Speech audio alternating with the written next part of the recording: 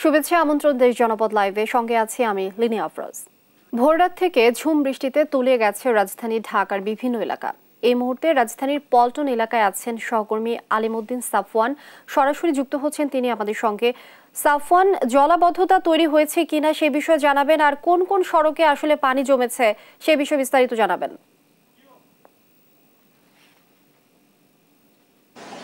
জি, ধন্যবাদ আপনাকে। আপনি যেমনটি বলছিলেন যে আসলে কোন কোন সড়কে পানি জমেছে, আমরা যেমনটি দেখতে পেয়েছি মালিবাগ, শান্তিনগর, মৌচাক, রমনা, কাকরাইল। এখানে আমি এই মুহূর্তে কিন্তু অবস্থান করছি পল্টন এলাকায়। আমার পেছনে কিন্তু আপনারা দেখতে পাচ্ছেন যে পিছনে কিন্তু হাঁটু পানির চেয়েও বেশি আসলে বলা যায় এখানে জনগণের যে আসলে যে দুর্ভোগটা হচ্ছে সেটি আসলে অকল্পনীয়, এবং এটি কিন্তু আসলে বলে বোঝানো যাবে না।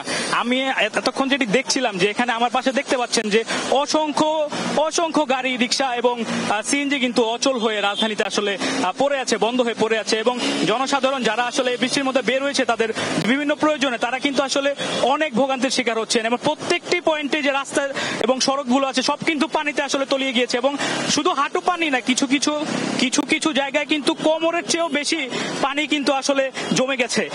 এবং এখানে যেমনটি আমি জনসাধারণের সাথে কথা বলছিলাম, তারা কমলাপুর থেকে পল্টনের দিকে যে রাস্তা, সেই রাস্তায় আসলে আসতে তারা ব্যাপক ভোগান্তির শিকার হচ্ছেন। কারণ হিসেবে তারা যেটি বলছেন যে শত শত গাড়ি কিন্তু সেখানে আসলে বন্ধ হয়ে রাস্তার মধ্যে, সড়কের মধ্যে পড়ে আছে।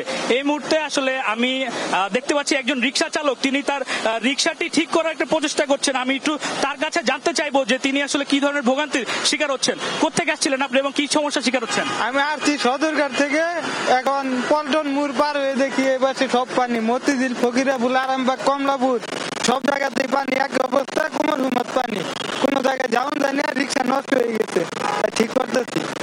সড়কে কি পরিমাণ যানবাহন দেখলেন যে রাস্তায় আটকে আছে? যানবাহন, অনেক যানবাহন রাস্তায় আটকে রয়েছে, আপনার নষ্ট হয়ে গেছে, ইঞ্জিন নষ্ট হয়ে গেছে, বাস, ট্রাক, প্রাইভেট কার, অনেক রিক্সা, সব গাড়ি নষ্ট হয়েছে মোটামুটি।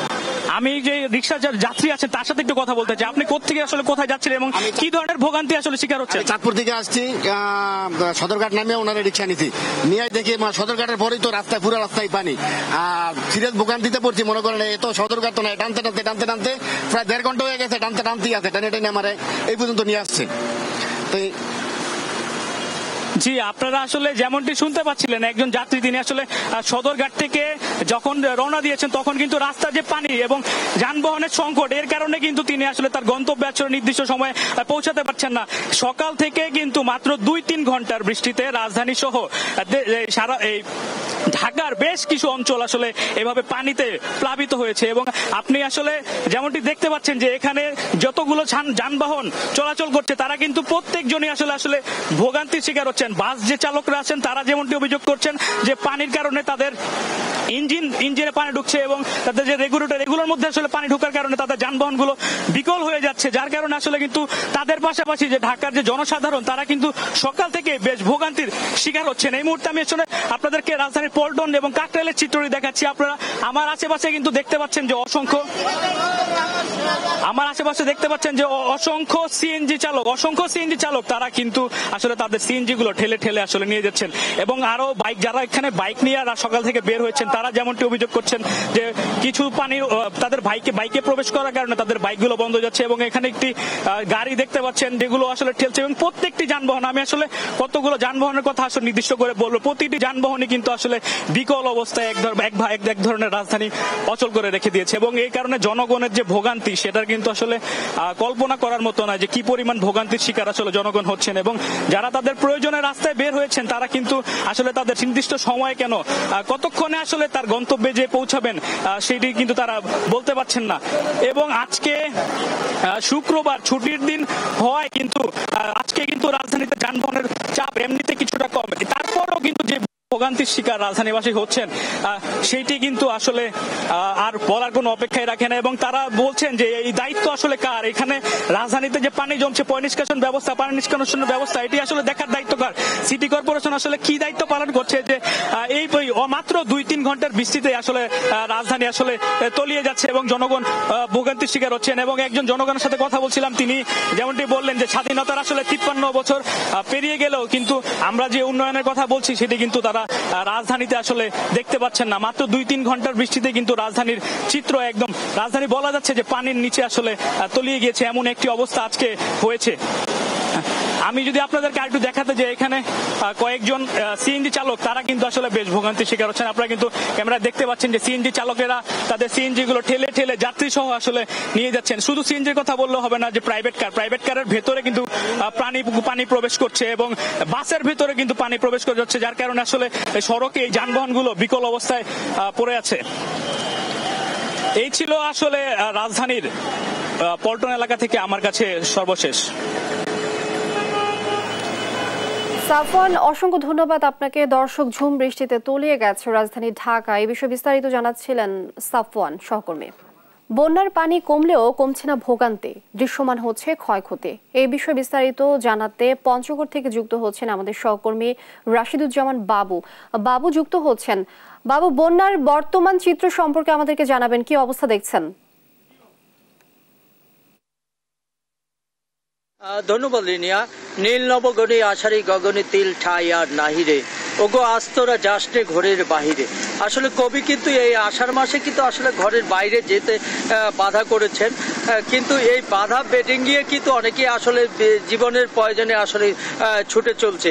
অর্থাৎ আজকে তেমন বৃষ্টিপাত না হয় কিন্তু আসলে সড়কের অবস্থা কিন্তু আসলে বেহাল অবস্থা। আমি যে আমার পিছনে যে অবস্থা দেখছি সেটি হচ্ছে একটি আসলে গ্রামীণ সড়ক। এই গ্রামীণ সড়কের পাশ দিয়ে আসলে আমরা দেখেছি যে আজকে বৃষ্টিপাত না হয় তেমন কোনো ইয়ে নেই, কিন্তু তার যে ক্ষত, সেই ক্ষত কিন্তু এখন পর্যন্ত আমরা দেখতেছি যে আসলে পুরো রাস্তা জুড়ে কিন্তু আসলে বেরিয়ে এসেছে, যেই কারণে কিন্তু আসলে এখানকার যারা পথচারী রয়েছে তারা কিন্তু আসলে ভোগান্তিতে পড়েছে। বিশেষ করে যে মারিয়া রোডের যে অবস্থা কথা বলি, সেই মারিয়া রোডের অবস্থা কিন্তু এটি কিন্তু পুরো রাস্তা জুড়ে, অর্থাৎ 10 মিটার পরে কিন্তু আমরা দেখেছি যে আসলে এখানকার এই বেহাল দৃশ্য। অর্থাৎ বর্ষার পরে এই অবস্থা, প্রথম দফা এবং দ্বিতীয় দফায় বর্ষায় যখন এই অবস্থা, আরো কিছু দিন আছে যে বর্ষার সময়, সে সময় কি হবে সেটা বলা বাহুল্য। এইরকম একটি অবস্থা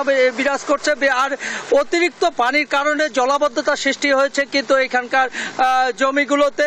অনেক স্থানে কিন্তু আসলে আমরা দেখেছি যে আসলে ফসল চারা রোপণ করা হয়েছে, অর্থাৎ বড় চারা রোপণ করা হয়েছে, যে বড় চারাগুলো আমরা দেখেছি যে আসলে নষ্ট হয়ে গেছে, আবার নতুন করে কিন্তু এই চারা রোপণ করতে হবে। এদিকে আমরা দেখেছি যে বিভিন্ন এলাকায় ঘুরে যে খোঁজ খবর নিয়ে যে অনেক স্থানে কিন্তু আসলে অতিরিক্ত পানির কারণে কিন্তু আসলে বীজতলাগুলো কিন্তু আসলে নষ্ট হয়ে গেছে, যেই কারণে কিন্তু আসলে এবারে চারা সংকটে পড়বে বলে অনেকেই কৃষক আমাকে জানিয়েছে। বিশেষ করে আপনাকে যদি আমি জানাই যে শুধু বড় চারার ক্ষেত্রে এই অবস্থা নয়, এর পাশাপাশি আমরা দেখেছি যে আসলে হারিবাসায় এবং চন্দ্রমারি ইউনিয়নের শমশেরনগর এলাকায় সেই এলাকাটি আসলে শস্যের জন্য বিখ্যাত, যেটি আসলে শীতকালীন থেকে সবজি থেকে শুরু করে গ্রীষ্মকালীন বর্ষাকালীন সব রকমের, অর্থাৎ সারা বছরই কিন্তু আমরা দেখি যে সেসব অঞ্চলে আসলে কিন্তু আসলে সবজির আবাদ হয়ে থাকে। কিন্তু আসলে অতিরিক্ত বৃষ্টির কারণে আমরা দেখেছি যে আসলে সবজি ক্ষেতগুলো নষ্ট হয়ে গেছে, যেই কারণে কিন্তু এর প্রভাব পড়ছে কিন্তু আসলে হাট বাজারগুলোতে প্রত্যেকটি সবজির দাম কিন্তু আমরা দেখেছি যে 50 টাকা কেজির দরে নয়, অথচ কিন্তু এখানে যে উৎপাদিত সবজি, সেই উৎপাদিত সবজি কিন্তু আসলে এখানে বিক্রি করে অন্যান্য জেলায় কিন্তু আসলে পাঠানো হয়। কিন্তু এখানকার যারা বাসিন্দা রয়েছে তারা কিন্তু আসলে এখানকার যে ন্যায্য দাম সেটি কিন্তু দিয়ে কিনতে পারছে না। এর পাশাপাশি আমি যদি বলি আপনাকে যে আসলে পঞ্চগড়ের অধিকাংশ পুকুর কিন্তু আসলে ভরে গেছে, ভরে যাওয়ার পরে কিন্তু আসলে সেখানকার যে মাছ, সেই মাছ কিন্তু আসলে এই নদী এবং পুকুর থেকে চলে গেছে নদীতে, যেই কারণে কিন্তু এবারে কিন্তু আসলে আপনি জানেন, আপনাকে যদি জানাই যে আসলে পঞ্চগড়ের যে উৎপাদন মাছ হয়, এই উৎপাদন মাছ কিন্তু আসলে স্থানীয় চাহিদা মিটিয়ে কিন্তু আসলে বাইরের জেলাগুলোতে কিন্তু সরবরাহ করে। কিন্তু আমরা দেখেছি যে আসলে এখানে যে পুকুরগুলো ভেসে গেছে আসলে সেই লাখ লাখ টাকার মাছ কিন্তু আসলে আমরা দেখেছি যে ভেসে গেছে। দুদফার বৃষ্টিতে কিন্তু আসলে বন্যাতে কিন্তু এই মাছগুলো ভেসে গেছে। আবার আপনাকে যদি জানাই যে আমরা কৃষি সম্প্রসারণ অধিদপ্তরের উপপরিচালিকার সাথে কথা বলেছি, তারা বলছে যে আসলে এখন পর্যন্ত কিন্তু আসলে তেমনভাবে কিন্তু আসলে বড় চারা রোপণ করা হয়নি। তবে ভারী ধরনের যদি বৃষ্টিপাত হয় সেই ক্ষেত্রে কিন্তু আসলে একটা ক্ষয়ক্ষতির আশঙ্কা রয়েছে এবং বড় আবাদের যে উৎপাদন সেই উৎপাদন কিছুটা কিন্তু আসলে ব্যাহত হবে। এর পাশাপাশি আমরা তেঁতুলিয়া আবহাওয়া অফিসে খবর নিয়েছি। তেঁতুলিয়া আবহাওয়া অফিসের ভারপ্রাপ্ত কর্মকর্তা রাসেল শাহ আমাকে জানিয়েছে যে আসলে এবারে তেমন বৃষ্টি না হলেও যে পরিমাণ বৃষ্টি হচ্ছে আসলে এই পঞ্চগড় জেলার জন্য কিন্তু এটি অনেক বেশি, কারণ দুই দফায় যে বন্যা সেই বন্যাতে আসলে তলিয়ে গেছে আটোয়ারী উপজেলা সাতখামার ইউনিয়ন, রানীগঞ্জ এবং পঞ্চগড় সদরে যদি বলি পঞ্চগড় সদরে হারিবাসা, কাজলদিঘি থেকে শুরু করে তেঁতুলিয়া উপজেলার রণচণ্ডী এবং বাংলাবান্ধা এলাকা, এমনি করে কিন্তু পঞ্চগড় যে পৌরসভা এলাকা যে 9টি ওয়ার্ড আছে, আমরা এবারে বৃষ্টিতে দেখেছি যে আসলে পঞ্চগড়ের যে 9টি ওয়ার্ডে কিন্তু আসলে বিভিন্ন জায়গায় কামাতপাড়া, হঠাৎপাড়া, উত্তর জালাশি, রসনাবাগ থেকে শুরু করে সব জায়গায় কিন্তু আসলে পানিতে তলিয়ে গেছে। এখন পর্যন্ত আসলে গতকালকে আসলে তেমন বৃষ্টি না হয় কিন্তু কিছুটা স্বস্তি এসেছে। নদীর পানি কিন্তু অনেকটা কমে গেছে, যেই কারণে কিন্তু কিছুটা স্বস্তি হয়েছে, কিন্তু এর মাঝেও কিন্তু আসলে স্বস্তি নেই। উত্তর জালাশি, হঠাৎপাড়া, কামাতপাড়া, রসনাবাগ, ইসলামবাগ থেকে শুরু করে এগুলো জায়গায় কিন্তু স্বস্তি নেই। এখনো পর্যন্ত কিন্তু কোমর অবধি পানি, কোথাও কোথাও হাঁটু অবধি পানি কিন্তু আমরা লক্ষ্য করেছি। এর পাশাপাশি দেবীগঞ্জ উপজেলার কথা যদি বলি, দেবীগঞ্জ উপজেলায় কিন্তু আমরা দেখেছি যে দণ্ডপাল থেকে শুরু করে বিভিন্ন যে ইউনিয়ন, 5টি ইউনিয়ন আছে, 5টি ইউনিয়ন এখন পর্যন্ত কিন্তু পানির নিচে নিমজ্জিত রয়েছে অনেক গ্রাম। এই কারণে কিন্তু আসলে এখন পর্যন্ত কিন্তু আমরা দেখেছি যে সরকারিভাবে তেমন কিন্তু আসলে ত্রাণ বিতরণ করা হয়নি, যদিও যৎকিঞ্চিৎ অর্থাৎ প্রথম দফা যে বন্যা সেই বন্যাতে কিন্তু আসলে স্থানীয় যে পঞ্চগড় 1 আসনের এমপি নাইমুজ্জামান ভূঁইয়া তিনি কিন্তু আসলে সামান্য কিছু পৌর এলাকায় আসলে ত্রাণ বিতরণ করেছেন।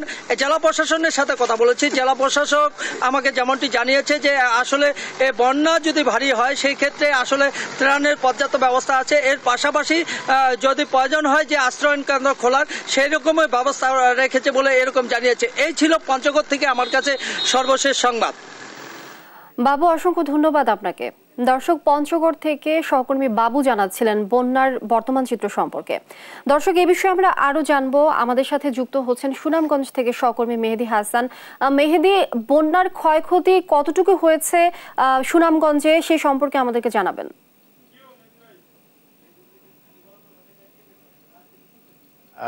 আপনি নিশ্চয়ই দেখতে পাচ্ছেন যে আমার পিছনেই রাস্তায় পৌর শহরের যে সাহেববাড়ি ঘাট, সেই সাহেববাড়ি ঘাটের যে সড়কটি আছে সেই সড়কটি কিন্তু পানিতে নিমজ্জিত আছে।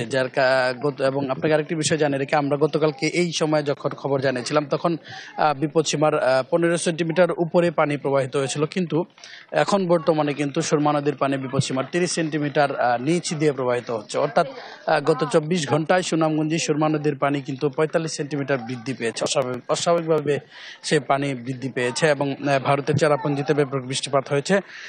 সুনামগঞ্জেও কিন্তু ব্যাপক বৃষ্টিপাত হয়েছে। গত 24 ঘন্টায় সুনামগঞ্জে 160 মিলিমিটার বৃষ্টিপাত রেকর্ড করা হয়েছে বলে আমাদেরকে জানিয়েছেন সুনামগঞ্জের পানি উন্নয়ন বোর্ড। তো এই ছিল আমার কাছে সুনামগঞ্জের বন্যার সর্বশেষ তথ্য। লিনিয়া, দিদি, অসংখ্য ধন্যবাদ। দর্শক, সুনামগঞ্জ থেকে বন্যার ক্ষয়ক্ষতি সম্পর্কে জানাচ্ছিলেন সহকর্মী মেহেদি হাসান। এবার আমরা এই বিষয়ে আরো জানবো। লালমনিরহাট থেকে যুক্ত হচ্ছেন জামাল বাদশাহ। আপনি নিশ্চয়ই শুনছেন, আপনি জানাবেন এই যে বন্যায় যে ক্ষয়ক্ষতি হয়েছে সে বিষয়ে বিস্তারিত।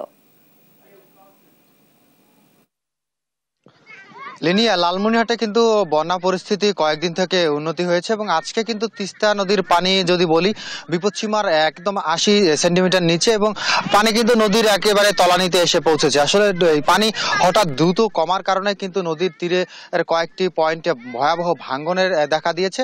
আর এছাড়া কিন্তু পানি কিন্তু দ্রুত নেমে যাওয়ার কারণে আসলে যে গ্রামীণ যে রাস্তাঘাটগুলো রয়েছে, প্লাবিত হওয়া অঞ্চলগুলো, সেই অঞ্চলগুলোর কিন্তু গ্রামীণ যে রাস্তাঘাট রয়েছে সেই রাস্তাঘাট কিন্তু কিছুটা ক্ষতিগ্রস্ত হয়েছে।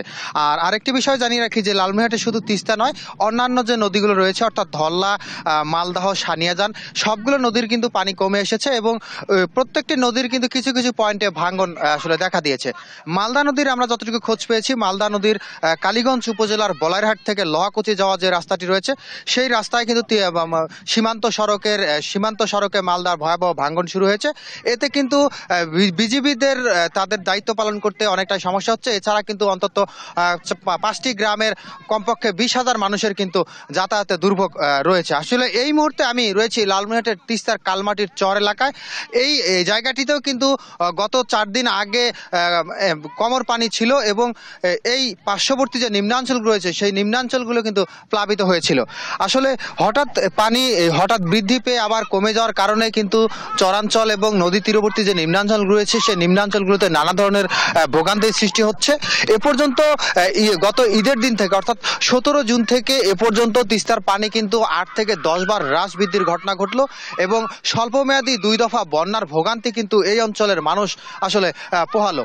এই একটি ভোগান্তি কাটিয়ে উঠতে না উঠতে কিন্তু নতুন করে তিস্তার পানি বৃদ্ধি পেয়ে আবারও নতুন একটি করে ভোগান্তির সৃষ্টি করছে। আর আজকে সকালবেলায় আমরা কালমাটির হরিণচওড়া এলাকা ঘুরে দেখেছি। হরিণচওড়া এলাকায় কিন্তু অতিরিক্ত নিম্নাঞ্চল হওয়ার কারণে সেই এলাকার কিন্তু বীজতলা সহ নানা জাতের যে ফসল রয়েছে সেই ফসলগুলোর ব্যাপক ক্ষতি হয়েছে। সাধারণ মানুষ কিন্তু আসলে যারা কৃষক রয়েছেন তারা খুবই দুর্ভোগে এবং দুশ্চিন্তার মধ্যে রয়েছেন যে তাদের যে আগামী ফসলটা তারা চাষাবাদ করবে অর্থাৎ ধান, সেই ধানের জন্য বীজতলার কিন্তু আর পেতে তাদের বেগ পেতে হচ্ছে।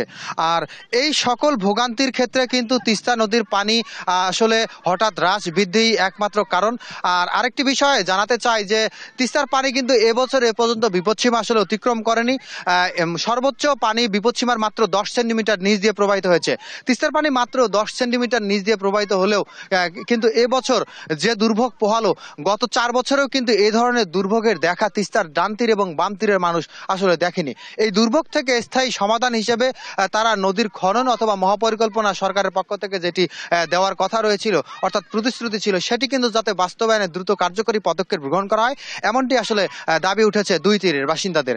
আর একটি তথ্য দিয়ে বলতে চাই যে আজকে কিন্তু পানি উন্নয়ন বোর্ডের সাথে আমাদের কথা হয়েছে। পানি উন্নয়ন বোর্ড আমাদেরকে জানিয়েছে যে লালমনিরহাটে যে তিস্তা নদী, সানিয়াজান, ধরলা এবং মালদা নদী রয়েছে, এছাড়া যে সকল ছোট বড় নদী রয়েছে 10টি, সেই নদীর যে সেসব পয়েন্টে পানি কমার কারণে ভাঙ্গন শুরু হয়েছে।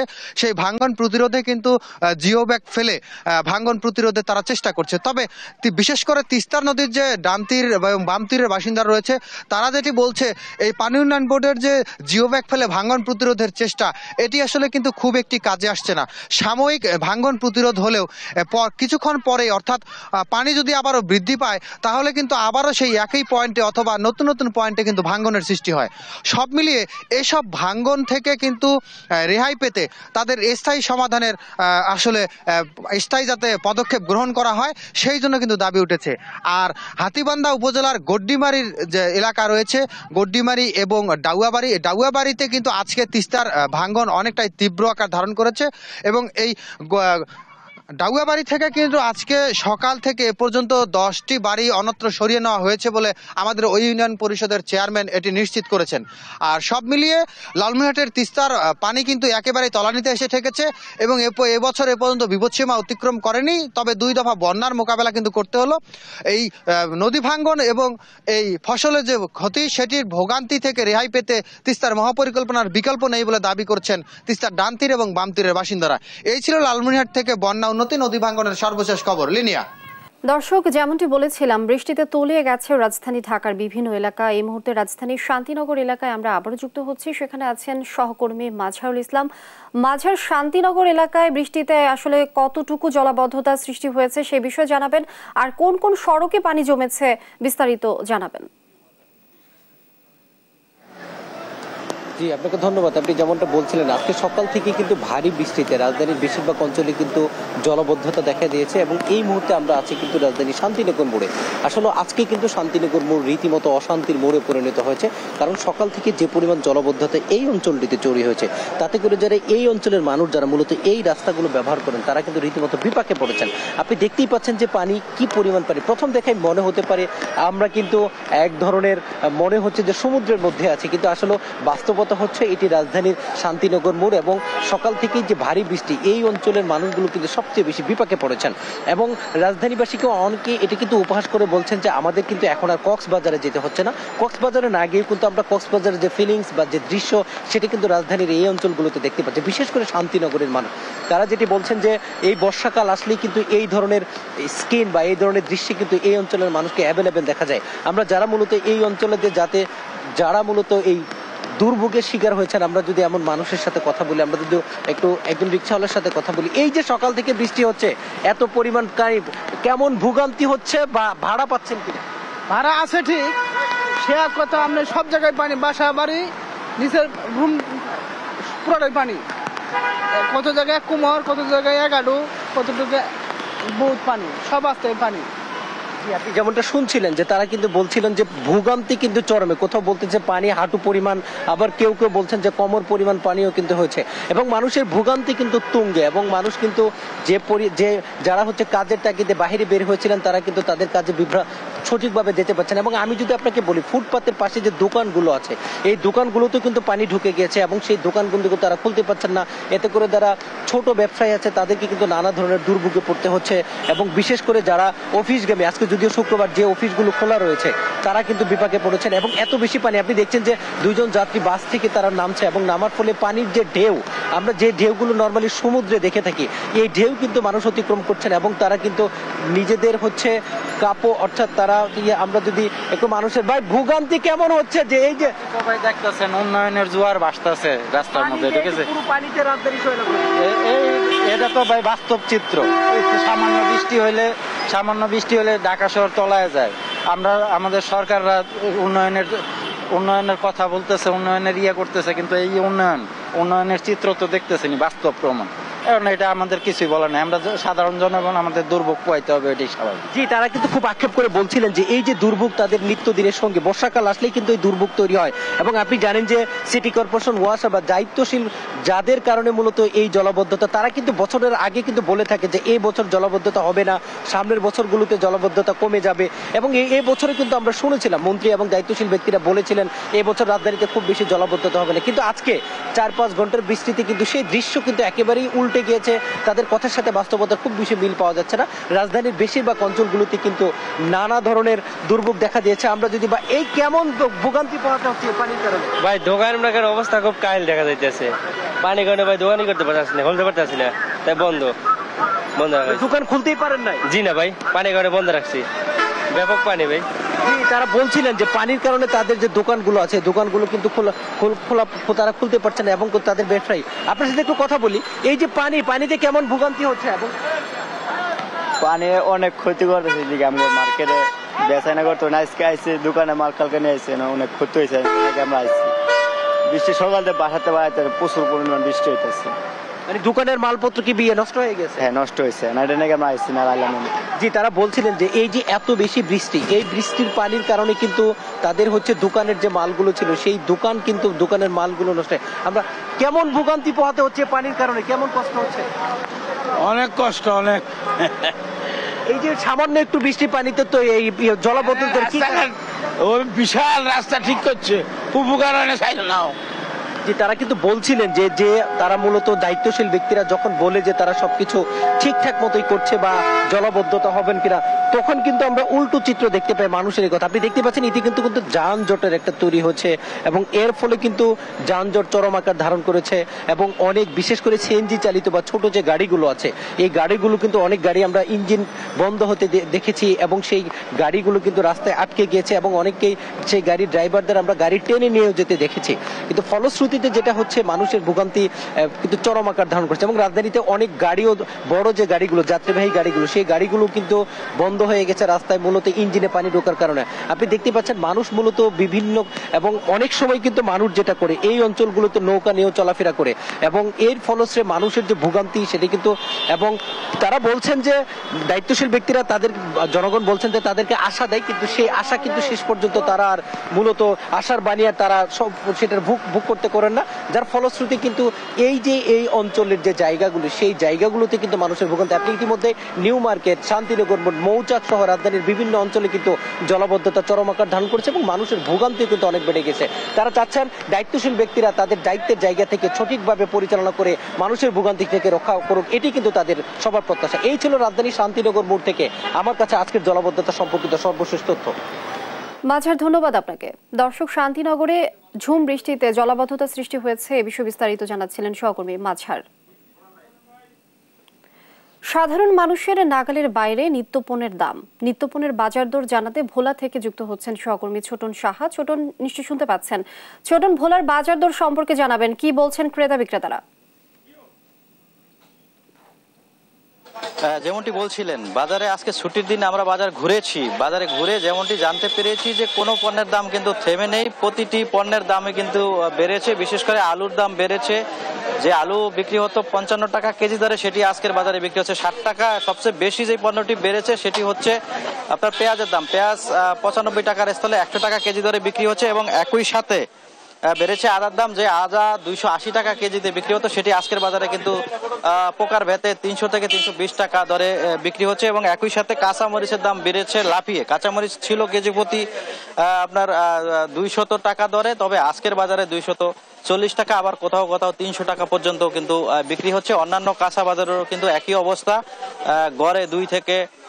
গড়ে 5 থেকে 20 টাকা পর্যন্ত হারে বৃদ্ধি পেয়েছে। ক্রেতারা আজকে ছুটির দিনে বাজার করতে এসে অনেকটা হতাশ প্রকাশ করছেন, ক্ষোভ প্রকাশ করছেন। তারা বলছিলেন যে বাজার মনিটরিং অনেকটা জরুরি হয়ে পড়েছে। তো আমরা একজন ব্যবসায়ীর সাথে কথা বলবো, তার কাছে জানতে চাইবো, ক্রেতারা তো অভিযোগ করছেন নিত্যপণ্যের দরদাম অনেকটা বেশি, তো আপনারা কেন বেশি মূল্যে পণ্য বিক্রি করছেন? আমাদের মোকাম থেকে কিনা বেশি আসে, তার জন্য আমরাও যেই পর্তায় আসে ওই পর্তার সাথে মিল করে, যেমন পেঁয়াজ আমরা 95 টাকায় কিনা আসে আর 2 টাকা খরচ, আমরা খুচরা 100 টাকায় বিক্রি করতেছি। রসুন আসতেছে আমরা 55 টাকায় কিনি, আমরা 60 টাকায় বিক্রি করতেছি খরচা দিয়ে। আদা 250 কিনা 260 টাকা বিক্রি, চায় না আদা। আবার ইন্দোনেশিয়া আদা। আচ্ছা, ধন্যবাদ। যেমনটি শুনছিলেন, ব্যবসায়ীরা যে যেমনটি বলে, আসলে এর সাথে কিন্তু ক্রেতাদের অভিযোগ অনেকটা বেশি। ক্রেতারা অভিযোগ করছেন যে ব্যবসায়ীরা সিন্ডিকেট তৈরি করে নিজেদের ইচ্ছে মতো পণ্য বিক্রি করছে এবং ক্রেতারা বলছিলেন যে বাজারে পর্যাপ্ত কিন্তু সরবরাহ রয়েছে নিত্য পণ্যের, কাঁচা বাজার থেকে শুরু করে বিভিন্ন পণ্যের, কিন্তু তারপরও এই যে দাম বেশি, এটি নিয়ে তাদের অভিযোগের শেষ নেই।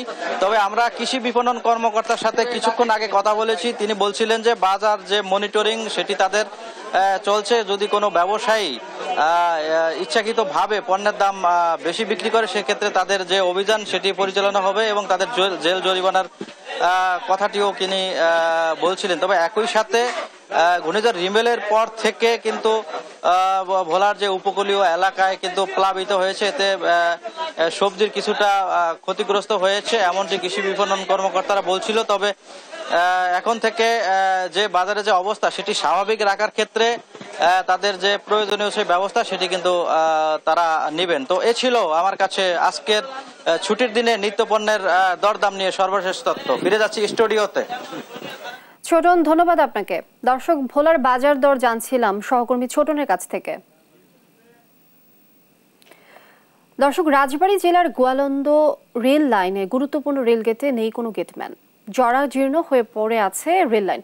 এ বিষয়ে বিস্তারিত জানবো, আমাদের সাথে যুক্ত হচ্ছেন সহকর্মী শফিকুল ইসলাম শামীম। শামীম, এই বিষয়ে বিস্তারিত জানাবেন।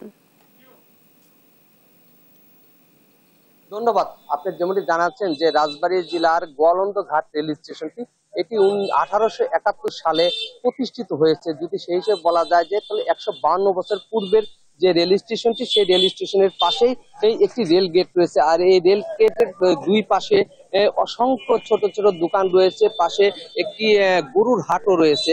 আমি গরুর হাটটি দেখাচ্ছি, এটি একটি গরুর হাট রয়েছে।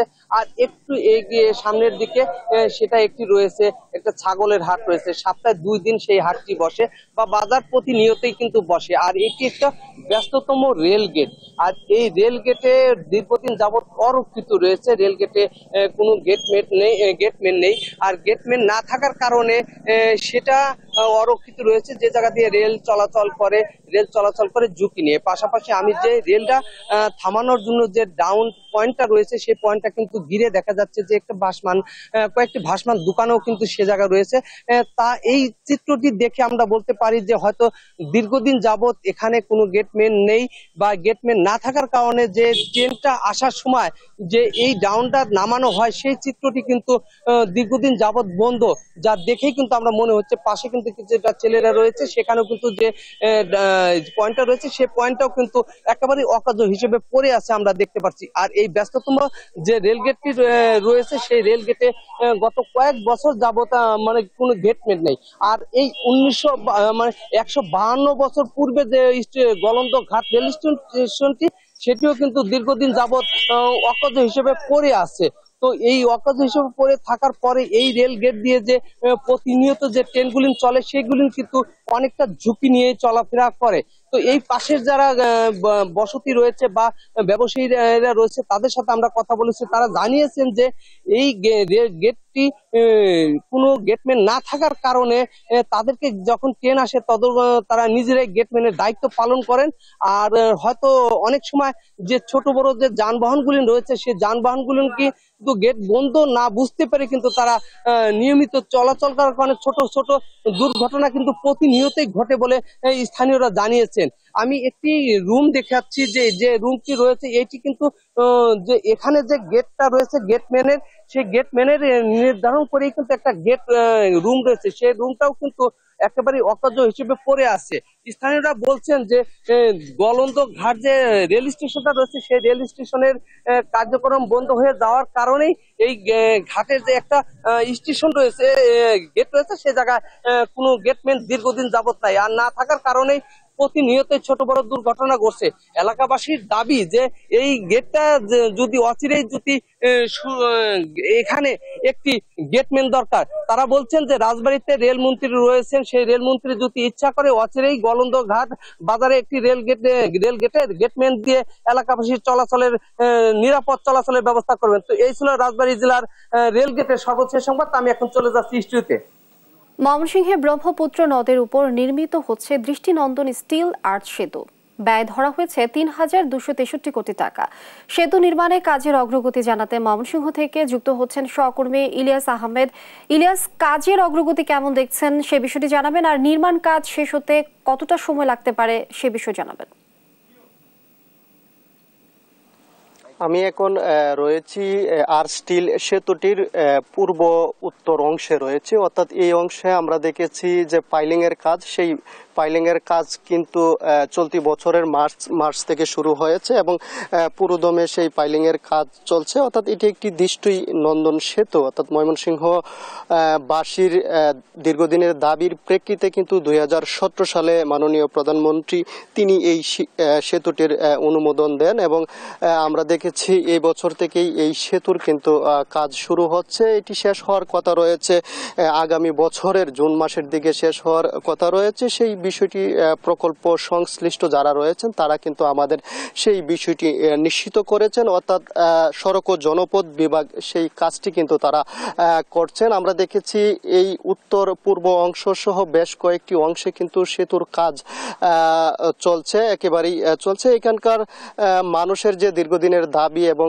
ময়মনসিংহ বিভাগীয় শহর একটি পুরনো শহর, সেই শহরের যানজট নিরসনের লক্ষ্যে কিন্তু এই দৃষ্টিনন্দন সেতু কিন্তু কেওয়াটখালী রেল ব্রিজ ঘেঁষেই কিন্তু নির্মাণ করা হচ্ছে এবং এই সেতুটি নির্মাণের ফলে যাতায়াতের যুগান্তকারী পদক্ষেপ সূচনা হবে বলে স্থানীয় বাসিন্দারা জানিয়েছেন। যদিও সেতুটি নির্মাণ কাজ শুরু হওয়ার পর থেকে উত্তর পূর্ব অংশে স্থানীয় বাসিন্দারা বিভিন্ন কথা বলছেন এবং তারা জমি অধিগ্রহণ সহ নানা কারণেও কিন্তু এই সেতুটি নিয়ে বারবার কথা বলছিলেন এবং স্থানীয় বাসিন্দারা কেউ বলছেন এই সেতুটি একদিকে যেমন যুগান্তকারী হবে চলাচলের জন্য, অন্যদিকে কিন্তু তারা বলছেন যে এই প্রকল্পটির নকশা পরিবর্তন করার চেষ্টা করা হচ্ছে এবং যার কারণে সরকারের কোটি কোটি টাকা ব্যয় হবে এবং দৃষ্টিনন্দন সেতুর যে চিত্র সেটি কিন্তু অনেকটাই পাল্টে যাবে। সেই বিষয়টি বলছিলেন এবং এই সেতুটি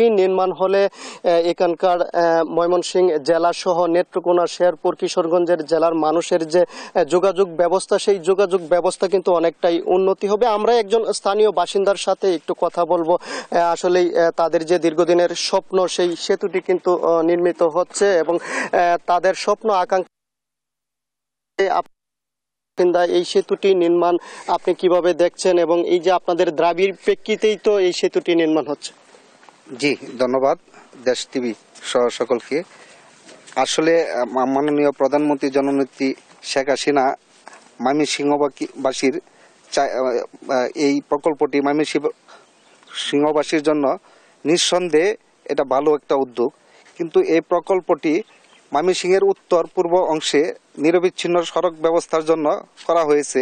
আমি যতটুকু জানি এটি একটা মেগা প্রকল্প, কিন্তু এই রাস্তার বাইপাস থেকে শুরু হয়ে জাউগড়া পয়েন্ট পর্যন্ত যে সংযোগ সড়কটি আছে নদীর অপর প্রান্তে, এটা জাউগড়া পয়েন্টে গিয়ে মিলিত হয়েছে। কিন্তু আমাদের কিছু একটা বিষয় নজরে আসছে যে এটা কিছু দূর অগ্রসর হওয়ার পর কোনো একটা ব্যক্তি স্বার্থ বা গোষ্ঠীর কারণে এটা উদ্দেশ্যপ্রণীতভাবে এটা পিছন দিকে ঘোরান দিয়ে পুরাতন যে ব্রহ্মপুত্র নদীর যে সংযোগ সড়ক আছে সেদিকে কমার্শিয়াল এরিয়ায় চলে যায় এবং ওইখানে কোনো সংযুক্ত না রেখে আবার এটা পূর্ব দিকে অগ্রসরে এই জাগরা পয়েন্টে যায়। কিন্তু এইভাবে ঘুরিয়ে পেঁচিয়ে নেওয়ার জন্য এই সড়কটি যেমন নিরবিচ্ছিন্ন সংযোগ ব্যবস্থা এটা ব্যাহত হবে। এছাড়াও সোজাসুজি নিলে আমার মনে হয় 1 কিলোমিটারের উপর এই সংযোগ সড়কটির দূরত্ব কমে যাবে। এতে রাষ্ট্রের জনগণের অন্ততপক্ষে 1000 কোটি টাকা খরচ কম হবে। এছাড়াও আরো কিছু অভিযোগ আছে যে দিক দিয়ে ভূমি অধিগ্রহণ করতেছে বাণিজ্যিক এরিয়ায়, এই ক্ষেত্রে অভিযোগ উঠেছে যে বিভিন্ন মানুষের কোনো টিন স্থাপনা, অবকাঠামো এগুলার ভূমি অধিগ্রহণ প্লাস কিছু ভূমি সিন্ডিকেটের স্বার্থে এগুলা অনেক ত্রুটি বিচ্যুতি রেখে এই প্রকল্প তড়িঘড়ি করে ভূমি অধিগ্রহণ করা হচ্ছে। আসলে এই বিষয়টি আমি সকলকে আহ্বান জানাবো, মিডিয়া কর্মী ভাইদেরকে আহ্বান জানাবো যাতে সরকারের উপর মর্কে এই বার্তাটা পৌঁছে দেয়, যাতে এটা সরকার এই বিষয়টা বিবেচনা নিয়ে এটা পুনর্তদন্তের মাধ্যমে যেভাবে সঠিক হয় এই জিনিসটা যাতে চেষ্টা করে। সকলেই ধন্যবাদ।